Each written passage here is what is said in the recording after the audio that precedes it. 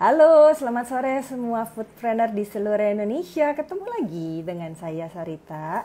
Kali ini, sore ini, saya mau undang salah satu teman saya yang benar-benar kayaknya jarang banget dia berbagi. Jadi hari ini harusnya akan jadi yang sangat spesial banget. Sebentar ya, saya coba. Ternyata sudah muncul sebentar. Oke, sebentar. Coba saya sedikit sambil nungguin sambungan, teman-teman boleh komen di ini. Halo, kedengeran nggak suaranya? Halo, halo, halo. Oh, kayaknya kurang bagus kayaknya sambungannya dari Mas Wesley-nya. Sebentar ya.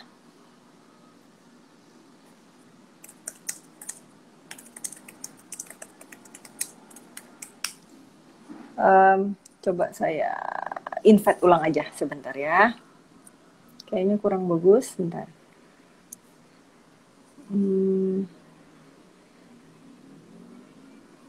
Sebentar ya, kita coba tunggu tersambung kembali.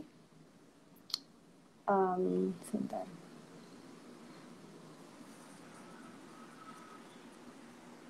Oke, teman-teman boleh sambil bilang dari mana. Halo Wesley.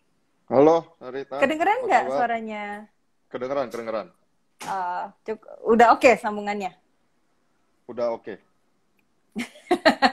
Semoga. Semoga hari ini sharingnya ini luar biasa sih. Oke, aku opening dulu ya. Oke, halo teman-teman foodpreneur di seluruh Indonesia.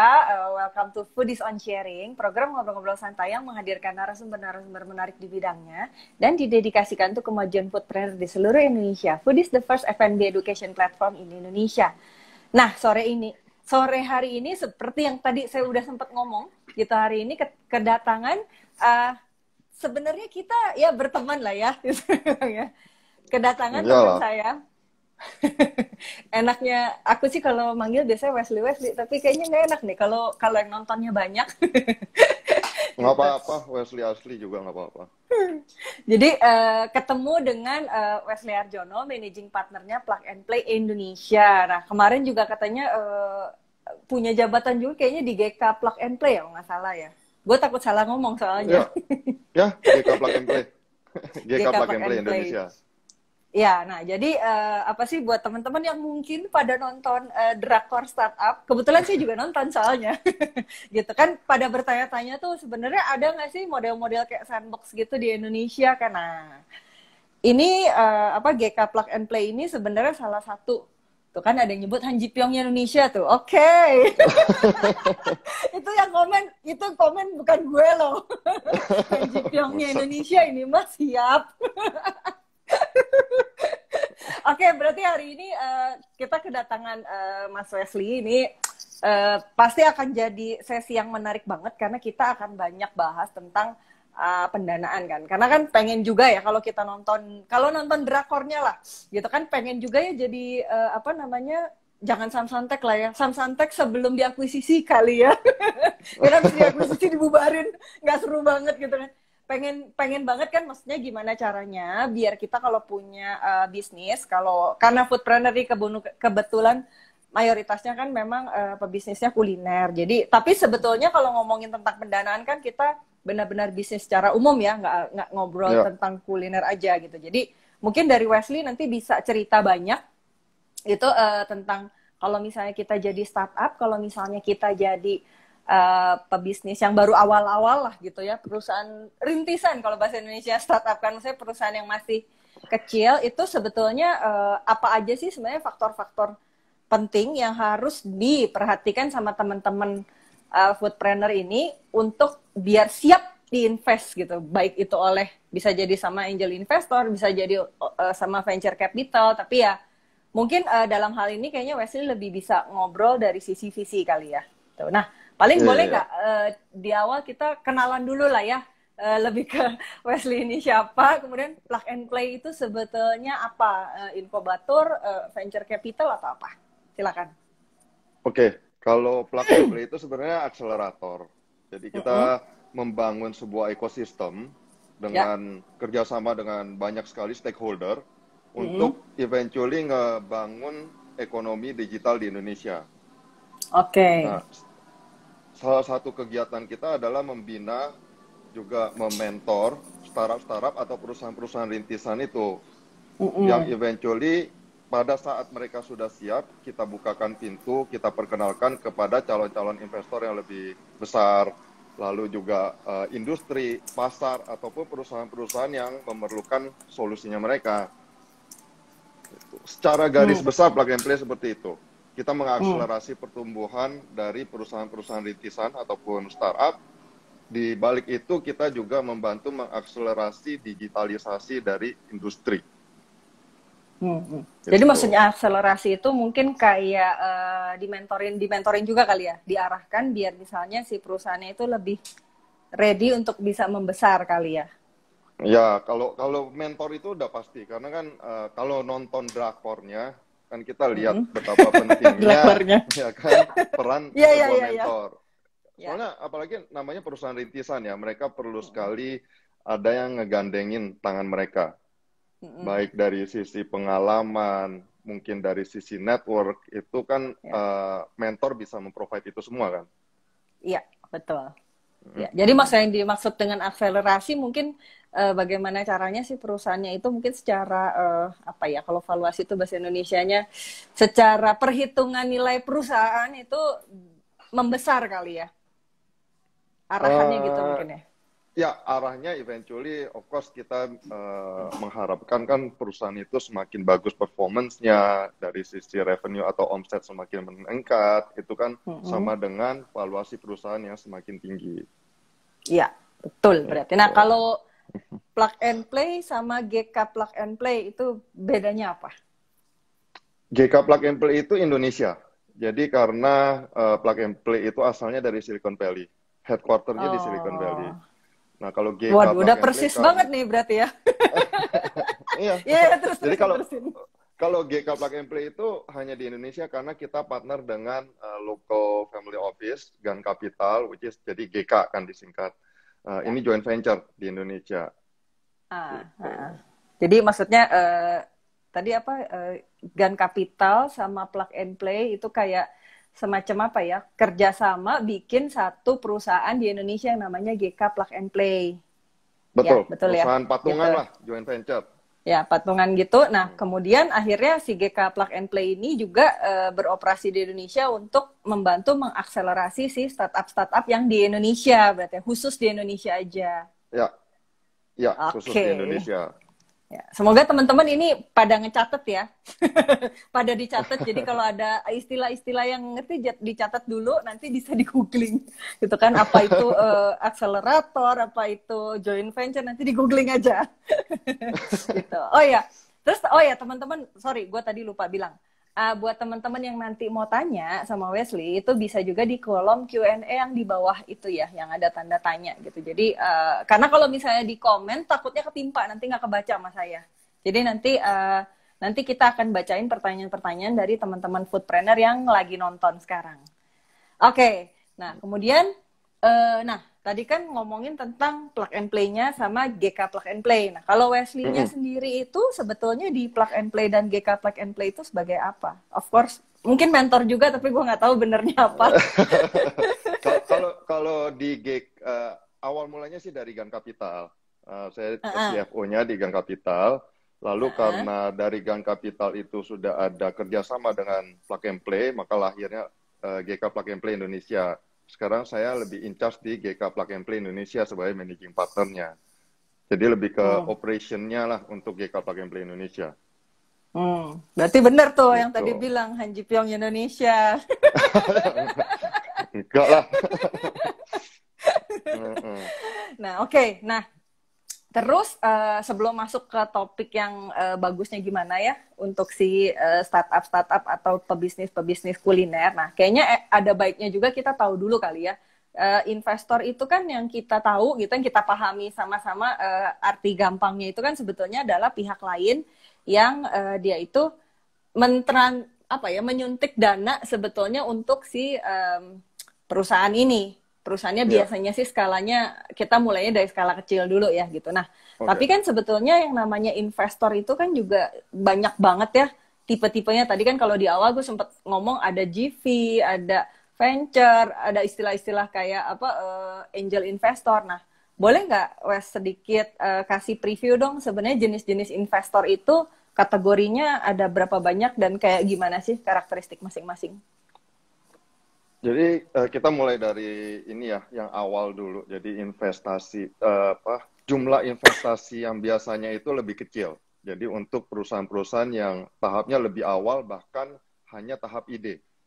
Itu ada Hmm. angel investor atau yang biasa kita sebut juga friends and family juga.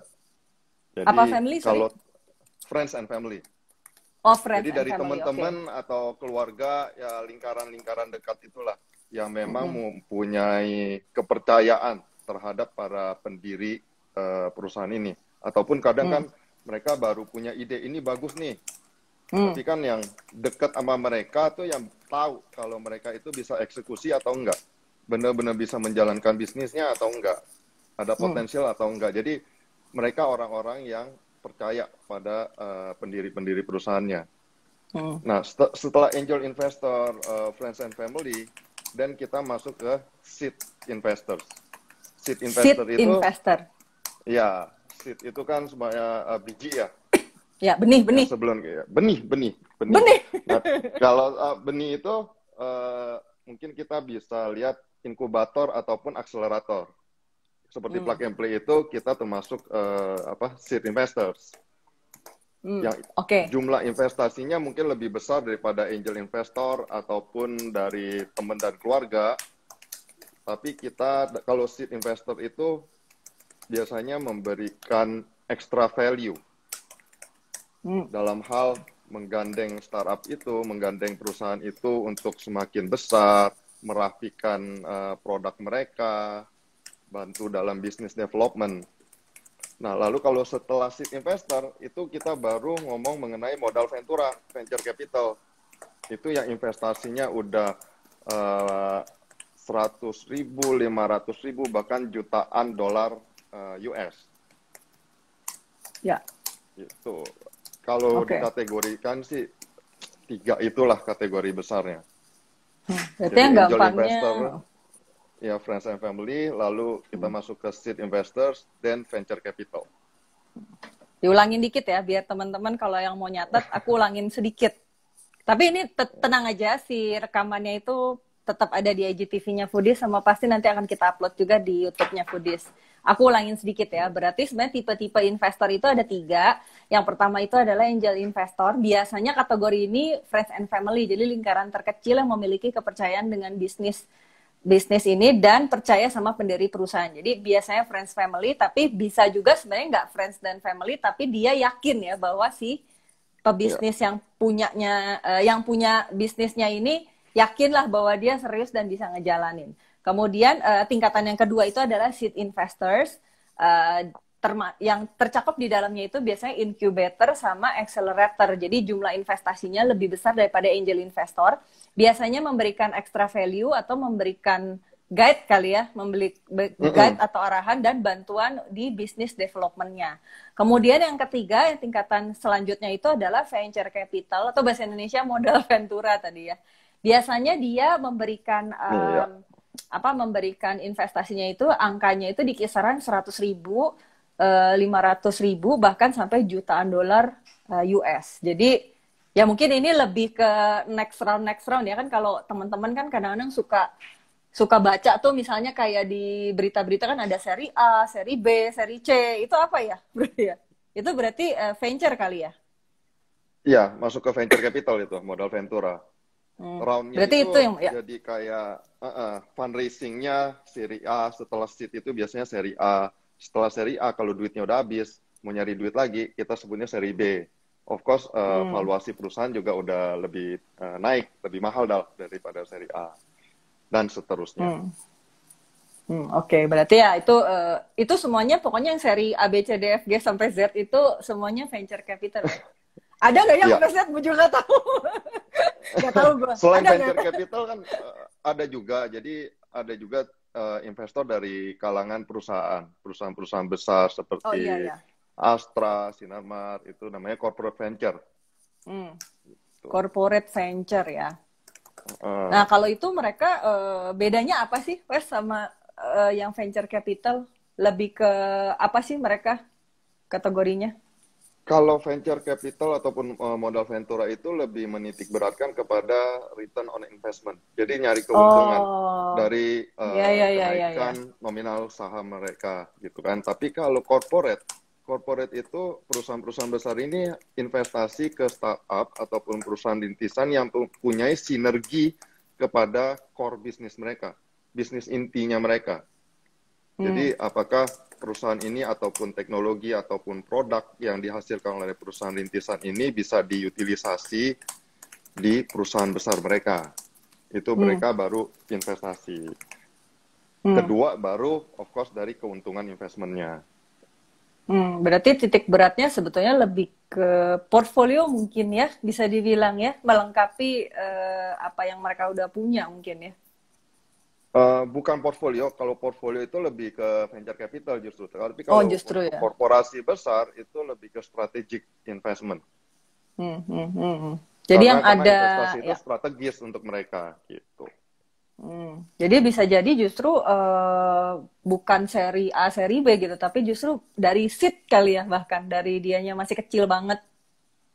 Itu tergantung ya dari setiap perusahaan kan ada apa risk appetite-nya masing-masing ya. Mayoritas sih perusahaan nggak akan masuk dalam tahap angel ataupun seed karena risikonya Oh, terlalu I see. besar, produknya masih belum jelas, ya kan masih labil lah istilahnya. Jadi mereka biasanya masuk yang lebih later stage. Walaupun lebih mahal harga valuasi perusahaannya, tapi sudah lebih mapan. Produknya Lebih juga ready udah lah ya. lebih mapan. Betul. Lebih ready, oke. Betul. Jadi sebenarnya selain venture capital ada juga corporate venture. Jadi lebih ke titik beratnya nggak cuma naikin value untuk keuntungan gitu, tapi lebih ke pengen mengakuisisi siapa namanya si pebisnis ini yang agar mereka punya sinergi ke core bisnis mereka. Jadi ya oke. Nah, terus move to next topic nih. Kemudian tadi kan kita udah ngomongin tentang macam-macam investor. Nah, sebenarnya investor yang seperti apa sih yang cocok untuk bisnis yang baru mulai? Misalnya yang omsetnya itu di bawah 150 juta per bulan lah, let's say seperti itu. Halo, dengar nggak suara gue? Dengar. Oh, dengar. Untuk Kirain omset putus. sekitar 150 jutaan itu bisa masuk kepada angel investor ataupun juga ke seed. Karena gini, Ya. kita juga tahu ya kalau bisnis startup khususnya digital itu nggak melulu untung. Mungkin omset juga awal-awal kecil, ya kan. Tapi kadang seed investor itu ngelihat potensi dari inovasi yang mereka lakukan, produk mereka, potensi pasarnya besar. Seed investor itu lebih punya risk appetite yang lebih besar. Mereka mau mengambil risiko yang lebih besar dibanding modal ventura ataupun venture capital. Jadi itu dua profil yang mungkin bisa di-approach dari sisi angel investor maupun seed investor seperti inkubator ataupun akselerator. Nah, tapi boleh nggak sedikit kasih bocoran lah. Sebenarnya kalau misalnya untuk mengakses, kalau angel kan pasti family and friends ya, itu mungkin circle terdekat lah. Tapi ada nggak sih bocoran gimana sih cara mengakses si seed investor itu? Seed investor itu banyak sih, plug and play salah satunya. Kita juga termasuk seed investor kan. Iya. Tapi ada beberapa akselerator di luar sana, seperti dengan BCA, itu ada Sinergi Accelerator, kalau khusus untuk perusahaan yang bergerak di bidang finansial. Lalu juga ada Astra juga ada, Astra Modal Ventura, khusus untuk yang konvensional. Gitu. Jadi, Google aja dengan semakin berkembangnya ekosistem di Indonesia ini, semakin banyak seed investor itu yang bermunculan. beberapa waktu lalu kita juga sempat baca berita kalau BRI ada inisiatif untuk membentuk Sembrani Fund dan juga sudah menggalang dana 20 atau 30 juta US. Itu juga target investasi mereka adalah investasi awal. Jadi bukan yang udah jadi unicorn, tapi benar-benar tahap awal. Oke. Kalau yang kuliner apa? Ada nggak bocorannya? Kuliner pernah dengar Accelerize? Oh, pernah. Ya, Oh, Accelerize ya? Ya, Accelerize itu salah satu yang memang fokus di kuliner. Lalu juga di grup kita sebenarnya juga ada akselerator yang khusus ke kuliner F&B, namanya GK Hebat. Itu kita kerjasama dengan Mas Kaisang Pangarep, karena beliau juga passionnya di kuliner. Itu kita juga mencari UMKM ataupun startup yang bergerak di bidang kuliner. Yang siap untuk ekspansi atau siap untuk lebih mengakselerasi pertumbuhan mereka, itu bisa dibantu oleh akselerator GK Hebat. Berarti udah dibocorin tuh sama Wesley tadi ya, teman-teman dicatat tuh. Siapa aja yang kalau memang pengen diinvest, nah itu dicatat terus dicari nanti kontaknya. Iya. Atau gitu, kontak Sarita aja. boleh. Kontak Foodies nanti. Kontak Foodies. Bisa dijawab nanti sama tim Foodies. Nah. Bisa nggak kasih gambaran, Wes? Kapan sih sebenarnya sebuah bisnis itu perlu mencari investor? Maksudnya, apakah misalnya dari awal banget gue baru punya proposal nih, atau bahasa kerennya pitch deck lah ya, gitu kan? Proposal, ya proposal atau pitch deck. Nggak, takutnya kalau gue ngomong pitch deck, takutnya pada bingung apa itu pitch deck kan gitu. Jadi, let's say misalnya gue baru punya proposal atau pitch deck tadi, jadi usahanya nih belum jalan gitu, tapi punya pitch deck, terus gue langsung minta orang untuk langsung roadshow lah gitu, ada yang mau invest nih, atau sebenarnya sebaiknya gue udah jalan dulu nih bisnisnya, jadi gue udah punya quote on quote kayak pembuktian lah gitu, sekian lama omsetnya sekian, pasar itu menanggapinya kayak gini, baru gue ngajuin invest gue dong gitu. Idealnya itu emang kita harus mulai dulu, idealnya. Harus mulai dulu, oke. Kalau memang kita memiliki dana, memiliki dana atau modal untuk mulai, idealnya tuh kita mulai dulu, karena itu menunjukkan kita percaya akan bisnis yang kita mau bangun. Kalau dari awal kita sudah minta investor untuk dana, kita nggak nyemplung sendiri istilahnya. Investor akan nanya, ini mau coba-coba doang? Mau coba-coba tapi pakai duit gua. Pakai duit gue. Iya, pinter amat gitu. Jadi idealnya tuh sebenarnya mungkin dari teman-teman atau keluarga yang memang percaya kalau kita baru punya ide tapi nggak punya modal. Lalu kita mulai dulu untuk membuktikan, ini tesis kita, produk yang kita mau buat, ini ada marketnya loh, ada potensinya. Gitu. Berarti idealnya sih harusnya memulai dulu ya. Jadi agar mungkin di pitch deck-nya juga bisa lebih terlampir kali data-datanya ya. Betul. Kalau masalah data itu udah wajib ya. Kita kan sebelum melakukan suatu bisnis harus melakukan riset dulu ke pasar. Apa ada yang mau produk yang kita akan buat? Apa ada yang bersedia untuk bayar? Gitu kan. Makanan yang kita create ini apa suka atau sesuai dengan selera kepada pasar yang kita targetkan. Hal-hal itu udah harus kita buat dulu. Market validation. Ya, market validation. Jadi tetap aja pada saat kita buat proposal atau pitch deck tadi, berarti sebenarnya semua data itu harusnya sudah lengkap ya. Berikut asumsinya kali ya. Jadi nggak cuma ngasih data-data doang. Ya. Tapi terus terang kalau startup banyak yang nge-pitch ke kita kan ya. Kalau asumsi, apalagi asumsi keuangan ke depan, tahun ke depan gitu. Beberapa tahun ke depan itu jarang kita lihat karena biasanya asumsinya pasti plus, pasti profit. Tapi kenyataannya belum tentu. Jadi 5 tahun punya proyeksi keuangan kita bisa BEP, kita pasti untung sekian besar. Tapi kenyataannya jarang lah yang terjadi seperti itu. Berarti kalau misalnya bikin pitch deck itu harus asumsinya apa tuh? Pesimis. Tapi masa rugi kalau kalau Ya masa enggak, rugi ya enggak jadi nggak juga. mau Kalau dong. kalau dari awal-awal udah asumsinya rugi, siapa yang mau invest ya kan? Iya makanya. Nggak, tapi Mungkin ya. maksudnya kita nggak usah terlalu menitik beratkan kepada projection, nggak usah spend time terlalu besar. Tapi kan planning itu tetap ada, harus ada, ya kan. Lalu road to profitability, planning kita kapan akan profit itu harus ada. Tapi yang penting itu adalah problem apa yang kita mau address. Ya kan? Oh ya. Setelah itu market validation-nya, apakah sudah di research, udah minimal ke cafe, ya kan, nanya ke 10 orang stranger, 10 orang asing, mereka mau nggak bayar kalau ada solusi seperti ini. Ataupun kalau dalam hal kuliner, mereka suka nggak? Atau kalau cuma coba ke teman sama keluarga, pasti, oh ya enak. Tapi kan itu orang dekat. Iya, cuma kadang karena nggak enak aja gitu kan. Tapi ke stranger, apa ada yang mau bayar sekian?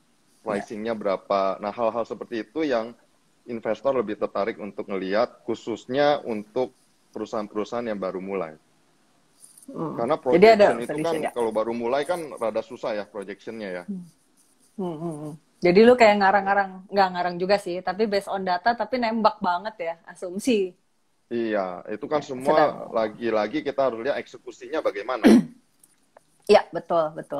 Jadi misalnya mungkin kalau dalam hal yang dimaksud market validation tuh lebih ke pokoknya gue bikin prototype lah ya, kalau istilah di startup sedikit gue terjemahin lah, takut ini pada nggak ngerti saya. Mungkin bisa bikin prototype, atau kalau orang kuliner mah bikin sampel gitu, apa sih? Kalau lu jual bikin kue, sampel makanannya. Ya, bikin kuenya, kemudian cobainlah ke beberapa orang yang nggak kenal, jangan teman sama keluarga gitu. Kemudian ditanya lah, ini kalau misalnya produknya kuenya kayak gini, harganya segini, lu bakal mau beli lagi atau enggak kan gitu kan? Rasanya cocok atau enggak di lidahnya? Mungkin kayak gitu kali ya. Betul, kurang minimal ya. Itu kan. Tapi kan of course riset itu bisa makin dalam, makin luas. Iya. Gitu. Tapi minimal iya. Gitu. Jadi maksudnya si benda ini itu sebetulnya solving problem dia atau enggak? Maksudnya kalau makanan berat mungkin ini tuh cocok nggak sih buat makan siang, makan malam. Tapi kalau misalnya buat cemilan mungkin lebih ke kalimatnya si makanan ini dengan harga segini itu sebenarnya masuk nggak sih? Lu merasa ini akan beli lagi atau enggak gitu kan? Atau sebenarnya cemilan doang mahal banget dengan kualitas segini misalnya, seperti itu. Jadi tetap aja data itu harus di crawl ya, datanya harus dikumpulin, direkap, kemudian itu yang akan menjadi input pada saat kita bikin proposal bisnis tadi, sehingga sehingga si investor itu ngelihatnya bahwa oh ternyata ini sudah divalidasi di target market gitu kan, sudah di market validation itu kan kita memvalidasi bahwa benda ini tuh cocok lah gitu di target market itu kan. Jadi lebih bisa meyakinkan lah ya, lebih firm gitu kan. Nah, terus Mas, secara umum aja nih gitu, sebenarnya ada nggak sih kriteria bisnis yang menarik untuk diinvest? Wah, kalau kriteria itu sebenarnya luas banget ya. Setiap investor juga ada kriteria masing-masing. Jadi ada investor yang benar-benar khusus di kuliner, F&B, seperti Hebat. Lalu plug and play, kita khusus invest di startup yang di bidang digital. Ya kan? Tapi ada juga investor yang hanya mau digital dan di bidang logistik misalnya. Gitu. Jadi selama market validation-nya itu dan market size-nya cukup sizable, cukup besar. Itu investor pasti tertarik. Tapi yang paling penting itu adalah eksekusi.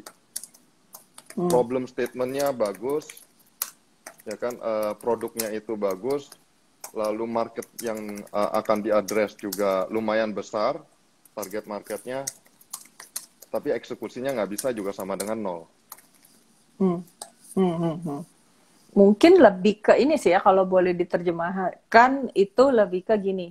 Jadi kalau ngomongin kriteria kan benar-benar luas banget, tergantung industrinya kali ya. Cuma secara umum sebetulnya yang paling penting itu adalah market validation dan sizable. Mungkin maksudnya lebih ke si target marketnya itu satu bisa dijangkau, mungkin kan. Kemudian yang kedua, selain dia bisa dijangkau, dia itu benar-benar apa namanya, size-nya, jumlahnya lah, jumlah populasi market itu yang butuh produk itu cukup besar gitu kan untuk digarap untuk sama bisnis ini gitu kali ya, kurang lebih nangkapnya yang dimaksud Michael sizable, cukup besar untuk saat ini dan ada kemungkinan bisa di scale.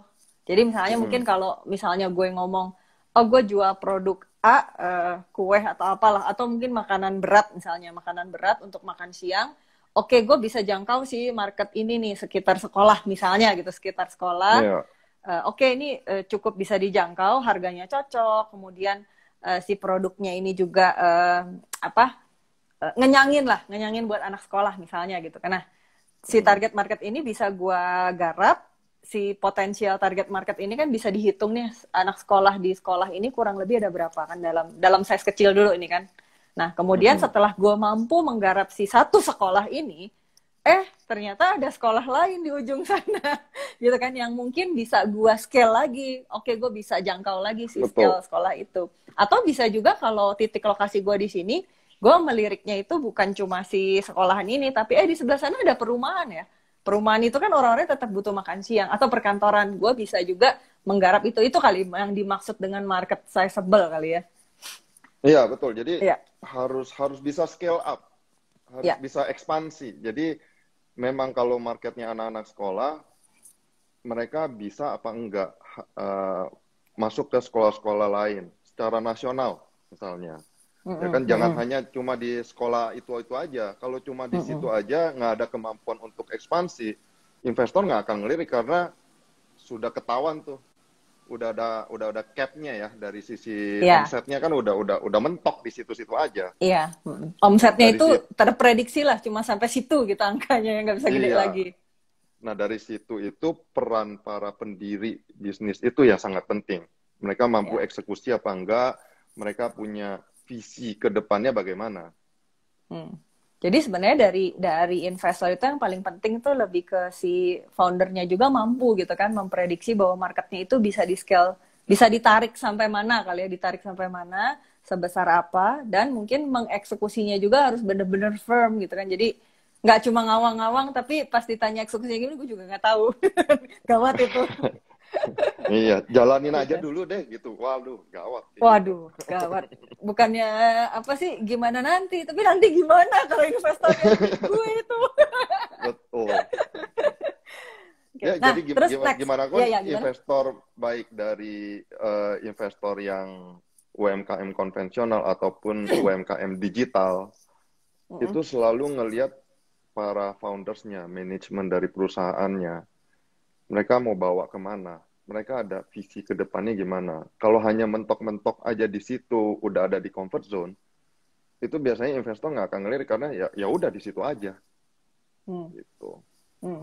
Jadi, halo? Oh ya, oke. Jadi sebenarnya ini pertanyaan gue sih, ini sebenarnya pertanyaan iseng, mau tahu. Gitu.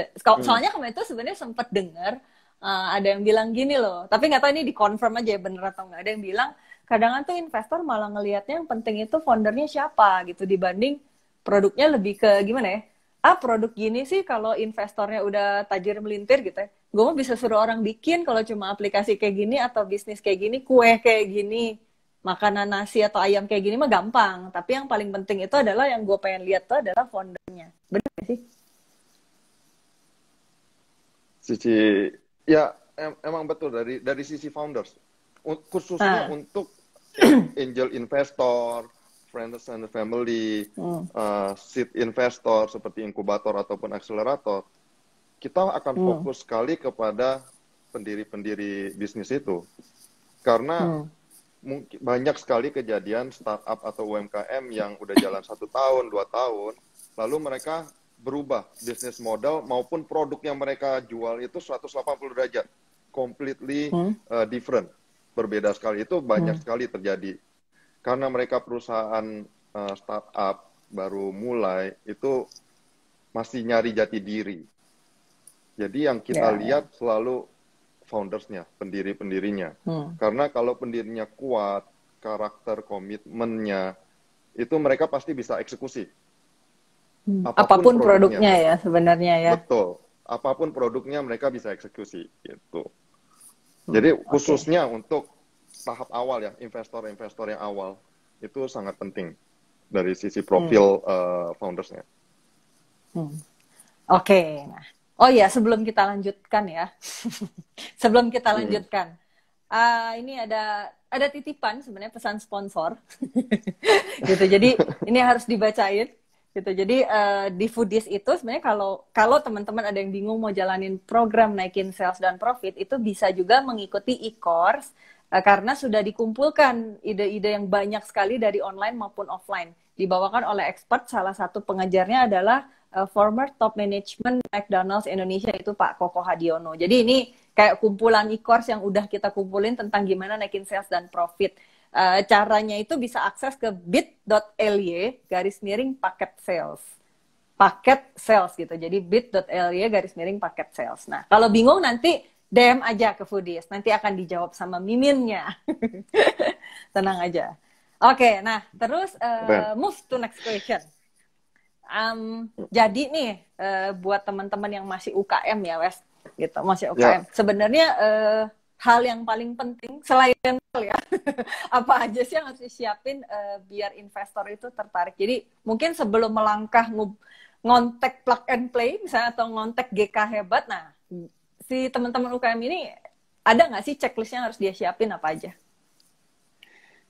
Simple sih, cuma company profile. Jadi sekedar presentasi lah yang tadi pitch deck ya, proposal.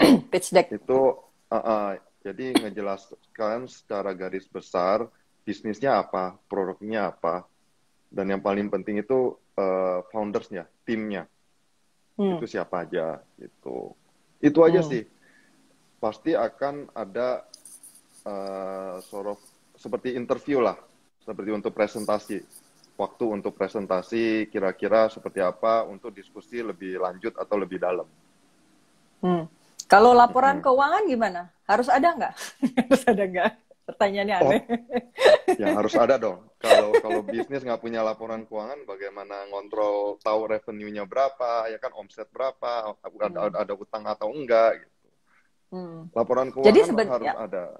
Harus ada ya, gitu harus ada. Tapi kan kalau ngomongin laporan keuangan ada yang ini kan lagi ngomong UKM ya, gitu. Ada yang mereka yang benar-benar seadanya pencatatannya mungkin udah pakai POS tapi ya masih banyak manualnya mungkin ya, gitu. Tapi ada juga kan yang rapi. Nah, seberapa krusial sih sebenarnya laporan keuangan ini yang sampai detail banget? Atau maksudnya apakah harus sampai misalnya harus ada buku besarnya atau mungkin ada cash flow analysis. Nah, seberapa jauh sih yang harus disiapin?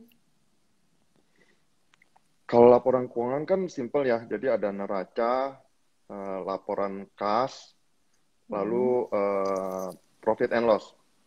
Profit and loss tuh yang penting ya. Neraca, laporan kas, sama laba rugi. Walaupun masih standar nggak begitu canggih, kita itu sebagai investor tahap awal itu kita ngerti. Makanya kalau salah satu peran inkubator ataupun akselerator itu mempersiapkan mereka agar laporan keuangan mereka lebih rapi dan lebih sophisticated lah. Itu. Soalnya kita ngerti lah startup ini ataupun UMKM konvensional kadang masih ada yang kas masuk kas keluar doang. Iya. Ada juga gitu kan. Iya. Jadi itu yang itu salah satu peran dari inkubator ataupun akselerator itu membina mereka agar laporan keuangan mereka lebih profesional. Karena akan ngejelimet sekali kalau dari awal itu berantakan, nggak dirapiin, lalu mereka mau ketemu investor. Pada saat ditanya laporan keuangannya berantakan, itu udah 2 tahun, 3 tahun. Mau beresinnya gimana? Iya, benar. 2 tahun, 3 tahun, mabok loh. Iya, mabok. Mau nyari dokumen-dokumennya juga udah nggak ada. Iya. Ya, ya. Berarti ya itulah makanya tadi sempat di-mention juga sebenarnya itulah perannya akselerator tadi ya sebenarnya atau inkubator tadi yang memastikan ibaratnya nge-guideline kali ya, nge-coach mereka untuk sebenarnya ngerjain tetap mereka, of course gitu kan, tetap sih yang punya Ya, startupnya, yang punya bisnisnya diarahkan agar mereka itu mampu membuat ya minimal tadilah minimal ada neraca, laporan kas dan laporan laba rugi. Jadi lebih apa ya investor readable kali ya iya, apa investor laporan readable. keuangannya ya bisa dibaca gitu kan, bisa Iya, dibaca, bisa karena ditelaah lah gitu. dari laporan keuangan kan kita tahu performa bisnis yang kita jalankan. Masih layak Ya. dijalankan atau enggak, ya kan? Kedepannya masih Hmm. cerah atau suram nih? Makin dalam ruginya atau enggak? Itu kan kita bisa lihat semua dari laporan keuangan ya. Hmm. Hmm. Jadi Tuh. lebih ke apa ya? Udah mendingan lu tutup aja atau sebenarnya gue suntik lagi lah dikit lagi untuk lu bisa naik lagi gitu kali ya. Iya, hal-hal itu yang bisa ngebantu kita membuat keputusan pada saat melihat laporan keuangan. Hmm. Itu. Dan Berarti salah sebenarnya nggak satu ya. perlu inkubator ataupun akselerator juga. Yang gue pengen tekenin sih sebenarnya UMKM konvensional ataupun UMKM digital itu penting sekali pada saat tahap-tahap awal itu punya mentor ataupun Hmm. advisor ataupun orang yang mereka bisa nanya mengenai laporan keuangan, perencanaan keuangan, strategi bisnis, hal-hal seperti itu kan banyak yang ngeblank, Iya, belum betul tahu. betul. Iya iya iya betul Heeh. betul. Hmm. Itu sangat Iya iya penting, iya. baik didapat dari angel investor kah, ataupun dari teman-teman sekeliling kah, ataupun kenalan, ya kan, Hmm. ataupun dari inkubator maupun akselerator. Oke oke. Nah tapi ya oke. Tapi teman-teman juga jangan lupa harus rajin mau belajar dan baca banyak literatur dulu ya. Jadi jangan dikit-dikit tanya, dikit-dikit tanya gitu kan. Jadi nanya ke mentornya lebih ke apa ya? Kalau gue sih mikir lebih ke strategic wise kali ya. Jadi lebih bukan hanya misalnya gimana sih cara bikin laporan keuangan, jaelah. Gawat itu kalau nanya Eh, gitu. Tapi lo, ya kan? enggak juga lah. Kadang banyak, apalagi kan kalau kita ngomong mengenai UMKM yang masih awal-awal banget ataupun baru mulai ya. Ya. Background mereka kan emang bukan di keuangan, mungkin di Oh, eh, apa chef atau cook, ya kan, iya. bakery gitu kan bisa bikin kue yang enak banget. Tapi mereka bingung laporan keuangan, gimana Hmm. bikinnya, mulainya dari mana. Nah hal-hal itu biasanya untuk investor tahap awal kita understand. Tapi kalau udah Oh. masuk ke modal ventura, kita masih nanya bikin laporan keuangan bagaimana, dibuang pitch deck-nya. Itu kayak si itu Gitu. kayak si filmnya ya masih Anji film nggak bakal sukses nyebelin banget Nggak bakal sukses. dibuang loh sama dia loh, gue nggak Iya. mau investor di lo, kenapa pasti gagal kurang ajar digituin. Iya. Oke, next nih, next question. Nah ini sebenarnya pertanyaannya lumayan menggelitik nih. Sebenarnya berapa sih normalnya kalau pembagian saham untuk founder owner sama investor? Gue nggak bisa nyebutin angka tepatnya ya, tapi Mm-mm. idealnya pada saat tahap awal itu founders itu memegang saham mayoritas lebih dari Oke. 50%. Jadi Lebih dari group of 50%. founders-nya itu lebih dari 50%. Nah, mungkin nanti pada saat mereka masuk ke tahap modal ventura, perusahaan mereka valuasinya udah besar sekali, itu mereka bisa minoritas. Tapi Hmm. kenapa saya bilang harus mayoritas? Karena motivasinya kalau mereka sahamnya kecil di awal, sedangkan misalnya angel investor yang masuk pegang 80%. Lalu Hmm. ada friends and family, keluarga misalnya, masukinnya 10%. Mereka sisa Hmm. 10%. Motivasi mereka untuk mengembangkan usaha atau bisnisnya itu makin berkurang. Wong pada Hmm. akhir hari mereka cuma dapat 10%, tapi mereka yang kerja semua. Ya. Ngebangun bisnis dari nol, ya kan? Ngebangun usahanya, segala macam. Tapi cuma dapat 10%. Itu Mm-mm. salah satu consideration kita merasa kalau perusahaan tahap awal, apalagi baru mulai, mayoritas itu harus para founders. Berarti memang dari awal seperti itu ya. Itu kayaknya harus digaris bawah deh. Jadi kalau misalnya ada investor di awal-awal banget masuk, itu justru tidak boleh dia yang mayoritas. Sebaiknya adalah si group of founders yang pertamanya itu yang punya saham mayoritas. Mungkin nggak sih mindsetnya agar nanti begitu masuk yang lain-lain, jadi lu nggak habis-habis banget gitu ya? Kurang lebih. Maksudnya gimana? Maksudnya Iya, gimana? maksudnya kalau misalnya dari awal lu juga, misalnya tadi lu bilang gitu, dari awal nih, investor awal udah ngambil 80%, gue cuma punya 10%. Terus nanti kalau misalnya gue akan masuk ke round selanjutnya, lah habis dong saham gue. Iya, terdilusi. Iya, habis dong. Dan mungkin aja nggak ada round selanjutnya, karena banyak juga kan, apalagi manusia ya, kan mikir juga pada, waduh, saya cuma 10%, ini potensinya besar. Mendingan dia buka perusahaan baru, yang dia pegang 100%, ngejalanin yang sama, dibanding jalanin yang ini, tapi cuma ada 10%. Motivasinya itu kurang, komitmennya dari para founders itu yang ngejalanin bisnis itu akan makin berkurang, makin dimotivated lah. Ya. Tapi sebenarnya kalau ada investornya, kitanya tuh sebagai group of founders-nya itu diatur-atur nggak sih sebenarnya? Bukan diatur-atur ya, apalagi makanya startup atau UMKM yang tahap awal itu jangan sampai investor yang megang mayoritas. Jadi mereka nggak bisa ngatur, gitu. Tapi kalau misalnya mereka sudah masuk tahap yang seperti unicorn, itu pasti investor ikut ngatur ke dalam manajemen perusahaan. Kalau udah unicorn. Iya, karena nilai investasi mereka juga besar sekali. Ya. Pastinya mereka minta untuk ikut campur ke dalam bisnisnya, dalam mengambil keputusan segala macam. Tapi kalau dari tahap awal, biasanya nggak sampai ikut campur.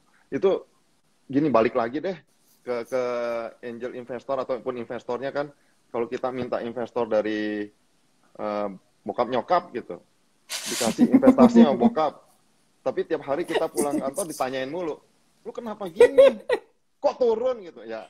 Itu kan tergantung dari profil investornya juga ya. Makanya dari sisi UMKM itu harus pinter-pinter juga milih investor. Jangan sampai milih investor yang karakternya ataupun kita ngelihat malah akan nyusahin kita, malah akan ngegangguin kita gitu loh. Gitu. Kalau Berarti... tanya ada apa enggak, ya ada aja. Yang suka cuma naruh duit dikit, kerja enggak, tapi ngerecokin mulu. Ada juga. Nanya mulu. Nanya lagi, sendok beli di mana? Waduh. Penting. Iya, ada juga. Gitu. Nah, terus next lagi. Pernah nggak tipe founder atau owner seperti apa sih sebenarnya yang menarik buat investor? Kan tadi tergantung karakter foundernya ya. Ya tadi kan udah nyebut beberapa lah ya karakter dari founder. Tapi salah satu juga ini ya, down to earth. Jadi orangnya nggak sombong, nggak arogan. Walaupun kan kadang pelaku-pelaku startup atau UMKM itu kan kartu namanya walaupun timnya cuma 3-4, tapi statusnya CEO kan, direktur utama. Ya. Gitu. Jadi mereka harus nggak keras kepala juga. Karena yang seperti saya bilang tadi kan perlu banyak mentor yang bisa ngegandeng mereka yang ngasih masukan. Beberapa kali saya ketemu gue ketemu startup itu founder keras kepala banget.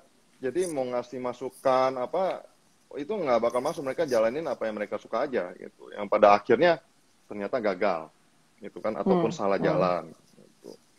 Dan yang paling penting sih komitmen dan karakter mereka ya. Jadi biasanya sebelum kita invest tuh, gue ketemu dulu sama foundersnya. Bukan sebagai bukan sebagai startup dan investor, tapi lebih ke temen.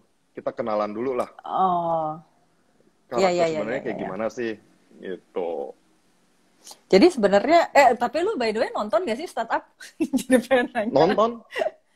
Diharuskan nonton karena semua diharuskan. Basically ekosistem sekarang semua ngomongin kan, semuanya nanya tim Jipyong atau tim Dosan gitu.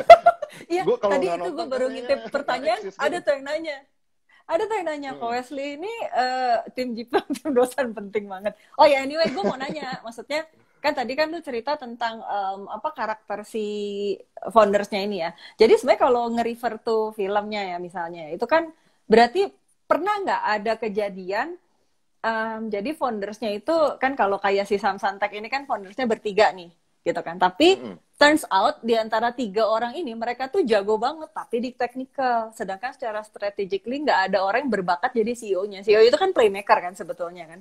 Ya. Nah, tapi pernah nggak kejadian kayak Samsantek gitu? Jadi ternyata foundersnya ini quote on quote kayak dipaksa lu harus punya CEO gitu, yang harus lu rekrut di luar founders awalnya. Pernah nggak kejadian kayak gitu?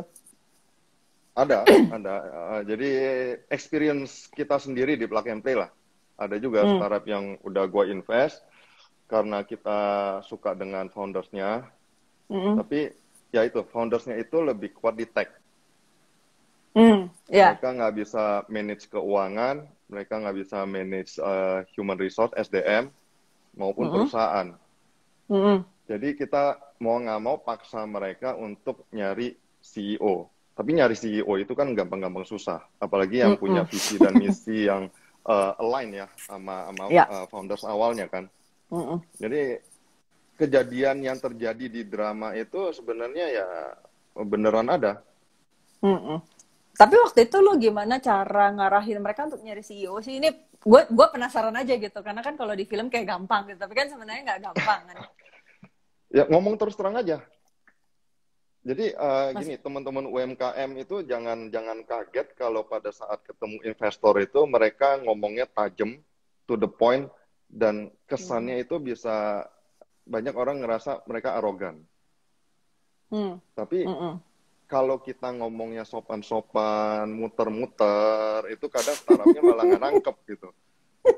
Jadi langsung aja ngomong, lu cocoknya jadi CTO. Kita perlu nyari CEO yang baru.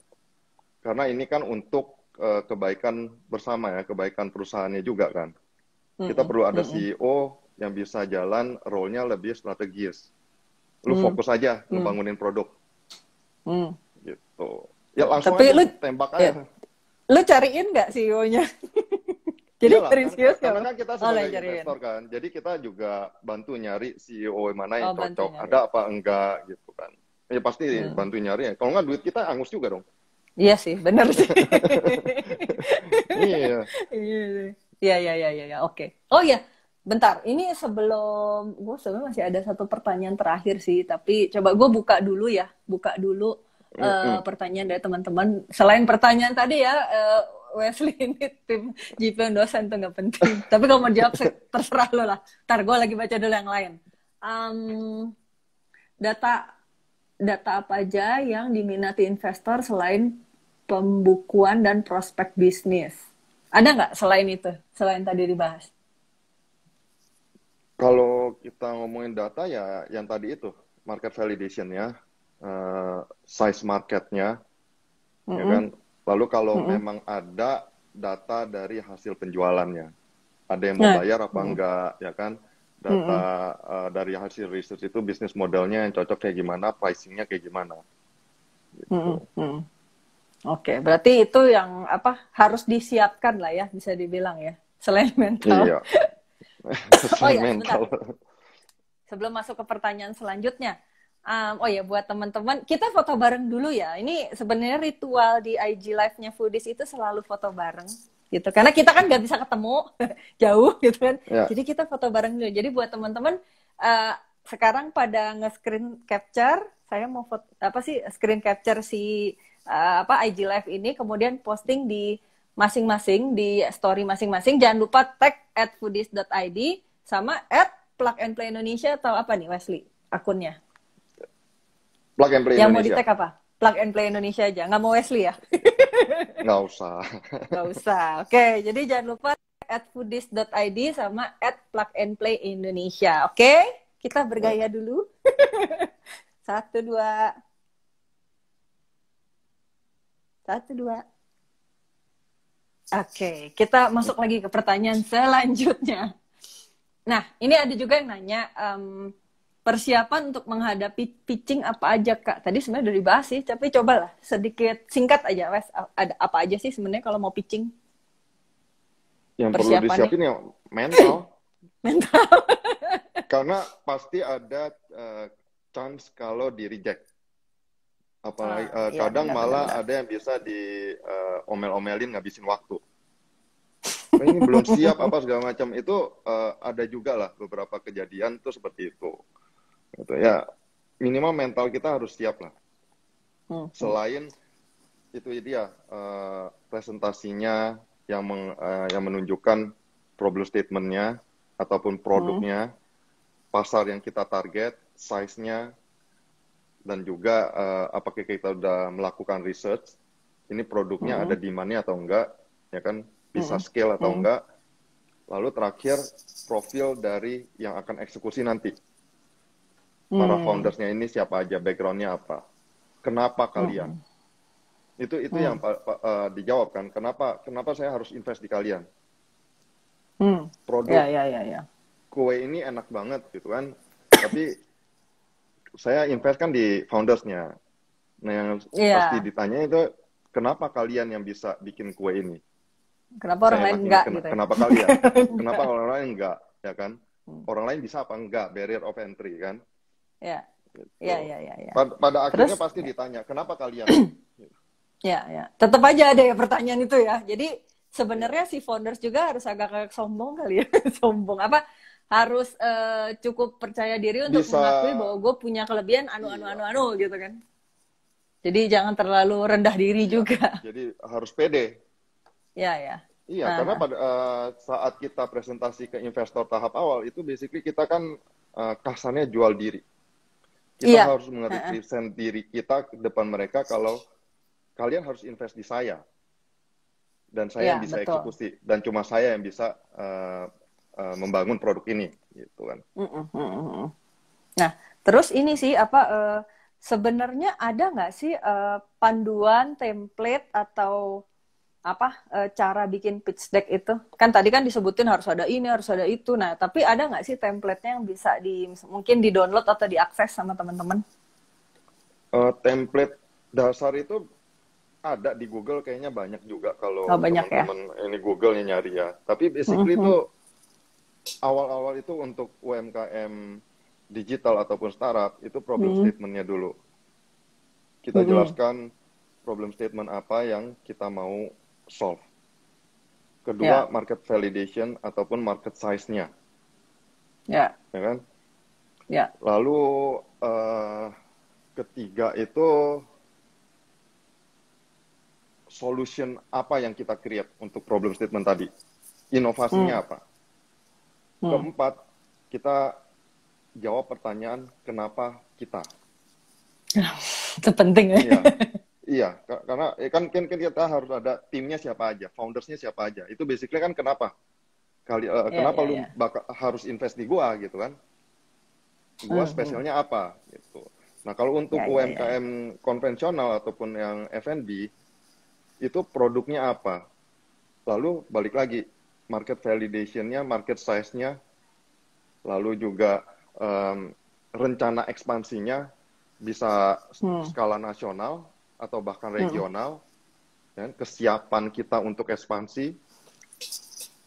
Lalu balik lagi, kenapa kita? Ya, kenapa kita ya? Itu tetap aja balik-baliknya ke sana lagi ya. Iya dong. Kenapa kita gitu kan? Bisa nggak eksekusi? Jangan cuma ini bagus pasarnya, produknya juga bagus, potensinya bisa scale up bla bla bla, tapi profil foundersnya adalah lulusan SMP, terus nganggur 10 tahun gitu kan. Tiba-tiba mikirnya ya sesuatu seperti itulah, ya kan.